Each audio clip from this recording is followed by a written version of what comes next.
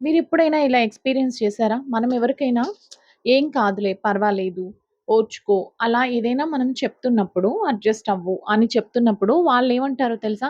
"నీకలా అయితే తెలుస్తుంది. నీకు నొప్పొస్తే తెలుస్తుంది. నీకలాంటి వాళ్ళు ఎదురైతే తెలుస్తుంది. నీకా సిట్యుయేషన్ ఒస్తే తెలుస్తుంది." ఇలా మాట్లాడుతూ ఉంటారు.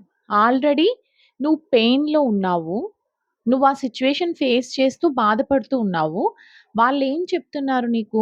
నువ్వు ఓర్చుకో, లేదంటే అడ్జస్ట్ అవ్వు, ఏం పర్వాలేదు, సిట్యుయేషన్ నార్మల్ అవుతుంది. అలా నిన్ను వాళ్ళు కొంచెం నీ బాధను తగ్గించడానికి మాట్లాడుతున్నారు. అలాంటప్పుడు నువ్వు రిటర్న్‌గా ఏమంటున్నావు? నీకొస్తే తెలుస్తుంది ఆ బాధ. లేదంటే అది సిట్యుయేషన్ ఎదురవుతే తెలుస్తుంది. అలాంటి మనుషులు నీ జీవితంలోకొస్తే తెలుస్తుంది. ఇలాంటి మాటలన్నప్పుడు వాళ్ళు నిన్ను ఎలా నీ బాధను తగ్గించేలాగా మాట్లాడతారు? ఇంకోసారసలు నీతో మాట్లాడడానికి ఇంట్రెస్ట్ చూపిస్తారా చెప్పు? అలా ఎప్పుడు కూడా మాట్లాడకండి. ఎవరైనా మన దగ్గరకొచ్చి మాట్లాడుతున్నప్పుడు, లేదు అంటే మనకేదైనా చెప్పాలని ట్రై చేస్తున్నప్పుడు ఇష్టమైతే వినండి. ఏదైతే మనకు సజెషన్ ఇస్తున్నారో ఇష్టమైతే ఫాలో అవ్వండి. లేదు అంటే వదిలేసేయండి అంతే.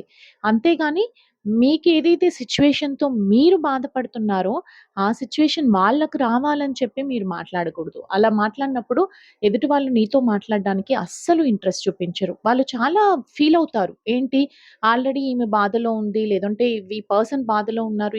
ఈ బాధను తగ్గించడానికి మనమేదో మాట్లాడుతుంటే రిటర్న్ ఆమె మనకు ఆ సిట్యుయేషన్ రావాలని అనుకుంటోంది అని చెప్పేసి ఇంకోసారి నీతో మాట్లాడడానికి ఇంట్రెస్ట్ చూపించరు. అందుకే అస్సలు ఇలాంటి వర్డ్స్ ఎప్పుడు కూడా యూజ్ చేయకండి.